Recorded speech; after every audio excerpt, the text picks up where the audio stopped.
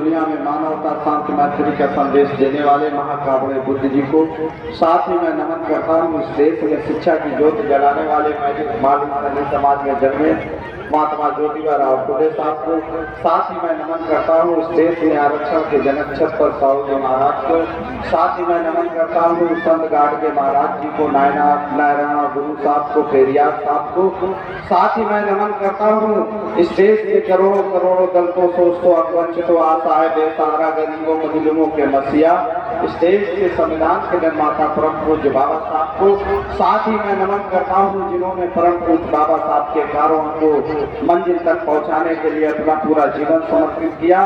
ऐसे त्याग और बलिदान के प्रतीक वाम से BS4 बहुजन समाज पार्टी के संस्थापक मानवर कांशीराम साहब को, साथ ही इस भव्य कार्यक्रम के शुभ अवसर पर मैं आदरणीय बहन कुमारी मायावती जी की लंबी उम्र की कामना करता हूँ। साथ ही मैं इस कार्यक्रम जो भव्य कार्यक्रम करा रहे हैं सम्मानित पूरी कमेटी को धन्यवाद देता हूँ। सम्मानित कथावाचक पूरी टीम को सबको सम्मान करते हुए इस प्रांगण में उपस्थित पिता तुल्य बुजुर्गों भाई बहनों एवं युवा साथियों और माताएं बहनें भारी संख्या में है, मैं सभी को दिल की गहराइयों से हार्दिक अभिनंदन वंदन करता हूँ, जय भीम करता हूँ, नमो बुद्धाय करता हूँ। वैसे आप 1 तारीख से लगातार कथावाचक द्वारा महापुरुषों के संघर्षों के बारे में सुन रहे हैं, हमें कुछ कहने की जरूरत नहीं है, लेकिन आपको केवल इसको एक ये जो महापुरुषों की जो कथा चल रही है इसको केवल आपको टाइम पास के रूप में नहीं लेना। ये जो आपको इतिहास दिखाया जा रहा है इसमें सच्चाई है और इससे हम लोगों को प्रेरणा लेकर के आगे बढ़ना है। इसलिए जो भी, क्योंकि यहाँ पर माताएं बहनें भारी संख्या में उपस्थित हैं और जो हमारे महापुरुषों ने संदेश दिया है उस संदेश का हम लोग पालन करें, क्योंकि हमारे समाज के लोग तो सबको पता ही है कि दिन भर तो बहुत मेहनत से काम करते हैं और फिर पूरा पैसा उड़ा देते हैं। इसलिए माताओं बहनों से हमारा निवेदन है कि सब लोग अपने बच्चों को पढ़ाने का काम करें, क्योंकि हमारे महापुरुषों ने यही संदेश दिया है कि सबसे पहले हम लोग शिक्षित। तो हमारा आपसे कहना है कि परम पूज्य बाबा साहब ने जो हमें अमर संदेश दिया है कि शिक्षित हो और संघर्ष करो, संगठित हो, तो सबसे पहले हमारा सबसे अनुरोध है, क्योंकि आप भारी संख्या में माताएं बहनें बैठी है, ये बच्चियां भी बैठी, इनको सबको पढ़ाओ। अगर जब आप इनको सबको पढ़ाएंगे तभी आप जो ये विशाल कार्यक्रम हो रहा है ये तभी सफल माना जाएगा। अगर हम आप लोग केवल इसको मनोरंजन के रूप में दें तो फिर ये महापुरुषों का जो कार्यक्रम हो रहा है फिर जस्ट इसका विपरीत आप काम कर रहे हैं। इसलिए हमारा सबसे अनुरोध है कि अपने बच्चों को अच्छी तरह से जरूर पढ़ाओ। तो हमारा कहना है कि आप देख रहे हैं, अगर आप जागरूक नहीं हुए, मैं 2 मिनट लूंगा, आप लोग शांति से बात सुनो। अभी तो आप गाना के माध्यम से सुन रहे थे, अब सीधे सीधे सुन लो, मैं 2 मिनट लूंगा।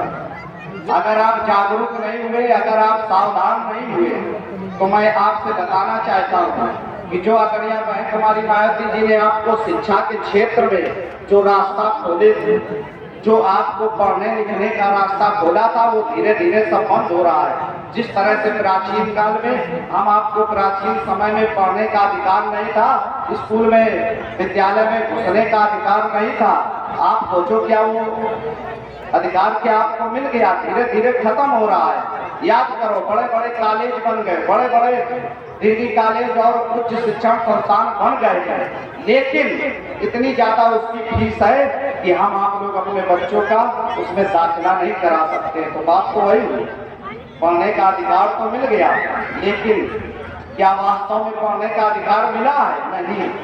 जाओ आप PSIT में अपने बच्चों का एडमिशन करा के दिखाओ, और जब एडमिशन तभी करा पाओगे जब 1-2 बीघा खेत बेचते हो। इसलिए हमारे लोगों को सावधान रहना है और हमारा आपसे ये कहना है कि बहुत से लोग आपको भड़काते हैं, विरोधी पार्टी के लोग कि आकर के कि बहन जी ने क्या दिया, तो मैं आपको बता रहा हूं कि बहन जी ने आपको यही रास्ता खोले थे। उच्च शिक्षण संस्थानों में, चाहे वो ITI हो, चाहे IIT हो, चाहे BTech संस्थान हो, चाहे वो आपका डिग्री कॉलेज हो, BEd BTC का कॉलेज हो, और चाहे आपका मेडिकल कॉलेज हो, सब में आदरणीय बहन कुमारी मायावती जी ने अपनी सरकार में निःशुल्क प्रवेश देने का काम किया था। और आपके समाज के तमाम बेटा बेटी डॉक्टर, इंजीनियर और मास्टर, कलेक्टर बनने का रास्ता साफ हुआ था। और यहाँ तक कि लखनऊ में निःशुल्क IAS और PCS की कोचिंग आदरणीय बहन कुमारी मायावती जी की सरकार में दी गई थी, क्योंकि विरोधी पार्टी के लोग आपको भड़काने आते हैं। इसलिए माताएं बहनें भारी संख्या में उपस्थित हैं। जिस तरह से आज आपकी यहाँ पर एकता दिखाई दे रही है, यही एकता भारी संख्या में आपको दूसरे के बहकावे में नहीं आना है। यही एकता आपको 2027 के चुनाव में दिखाना है और फिर 5वीं बार मुख्यमंत्री बहन कुमारी मायावती जी को बनाना है। क्यों बनाना है ये मैंने बता दिया।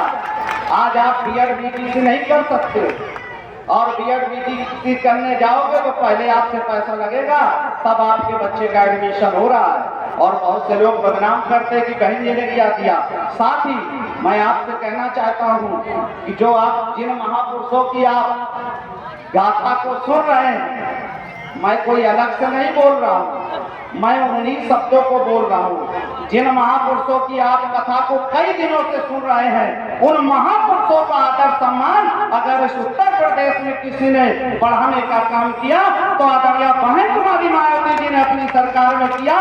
नोएडा से लेकर के लखनऊ तक साथियों बड़े बड़े पार्क और उनके नाम पर बड़ी बड़ी योजनाएं और बहुत सारी योजनाएं बनाने का काम, और बहुत सारे जिले इन महापुरुषों के नाम पर बनाने का काम आदरणीय बहन कुमारी मायावती जी ने अपने सरकार में किया।